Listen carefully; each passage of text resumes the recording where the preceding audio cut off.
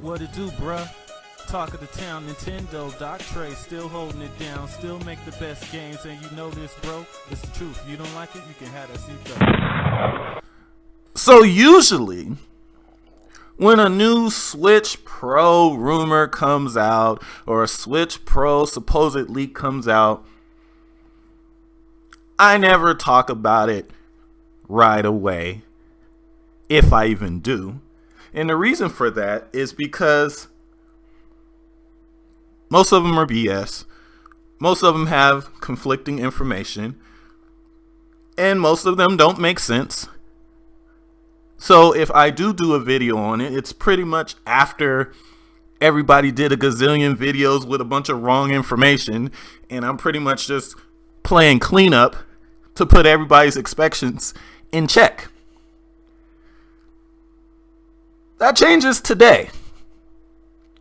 Because unless you've been living under a rock in the last, hour or so, Bloomberg put up an article detailing a Switch revision that's scheduled to be released this year. Now, you're probably wondering, well, why?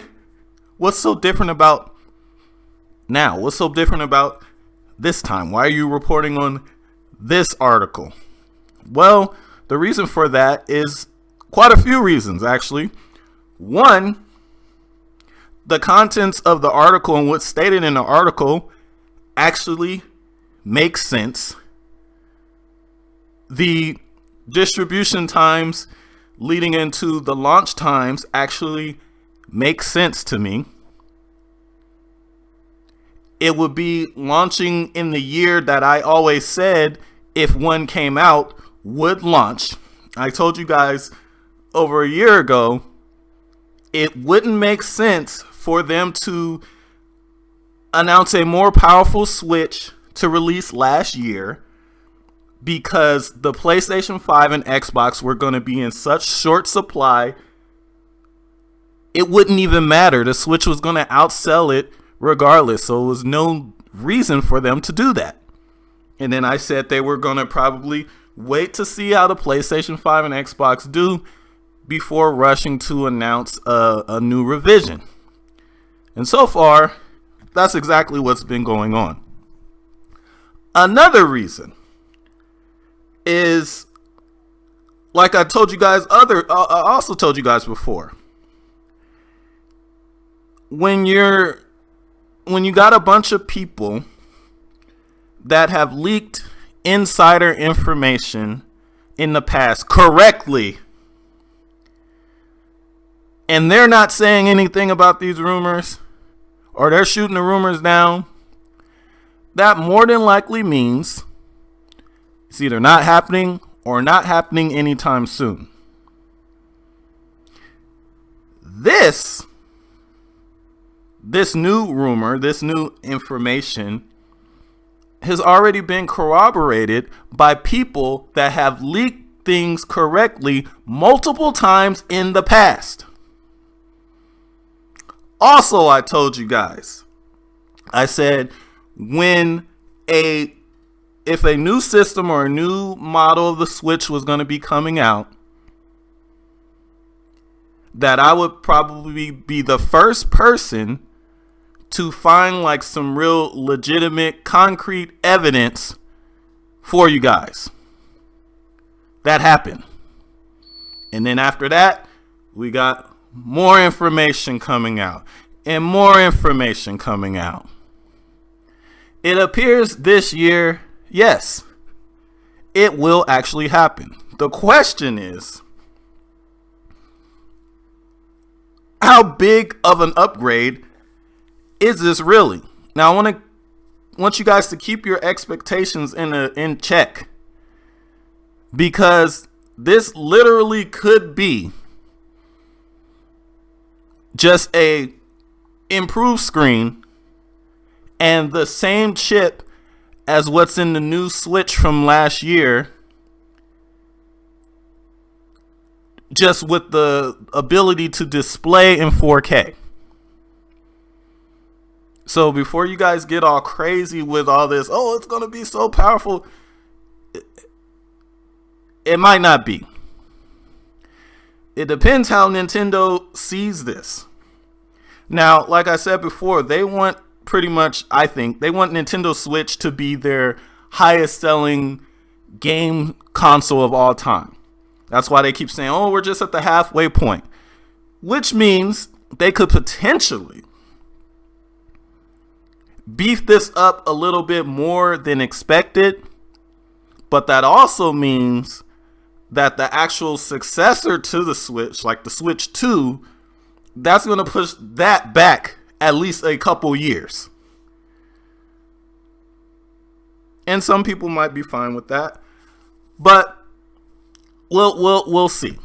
But at least bare minimum, the potential is there for being able to display current Switch games at 4K resolution in docked mode. And also, hopefully, HDR. HDR is actually really likely. Because you guys saw that, remember that job posting, they were looking for people with HDR experience and also OLED experience. Now, to the OLED, apparently the new Switch has an OLED 7-inch 720p OLED screen. Now, there's been a bunch of idiots complaining about the 720p. Stop it. You don't know what you're talking about, okay? And stop comparing it to your $1,500 phone, okay? It's a 7-inch screen. It doesn't really need to be more than 720p unless you want to pay an extra $100, $50 to $100 for the system just to say you have a 1080p screen. Trust me, most of the people complaining about this are the people that don't even know anything about resolution. Like you guys couldn't tell a resolution without someone telling you anyway. So just stop. Now, one thing that does worry me though is that OLED screen. Now, you guys have saw the videos that I've done about OLED burn-in, and that is a thing. Now, supposedly, like these screens are OLED screens supplied by Samsung. Every single OLED screen that I've had on my Samsung phone has had burn-in. So yes, that absolutely worries me. To the point that when I get this, I probably will barely use it in handheld mode. I'll probably use my old Switch for handheld mode and use this for docked exclusively, probably. Because honestly, that worries me. Hopefully Nintendo looked into that a little bit more. If that can even be avoided. But apparently they went with that because due to power consumption, lower power consumption. But I don't know, they already got the Joy-Con drift. If they got the damn burn-in on the screens, that's gonna be a headache. But like I said, this appears to be legit. Even down to where they said the manufacturing, the time period that was supposed to take place. That actually makes sense. Because they said that the manufacturing is supposed to take place around, I think they said June, which makes a September launch possible, which actually makes sense. I think it's legit. I'm going to put it in the legit column right now. Based on the things I've seen and I'm hearing, yes, it's time to get back in that LinkedIn lab.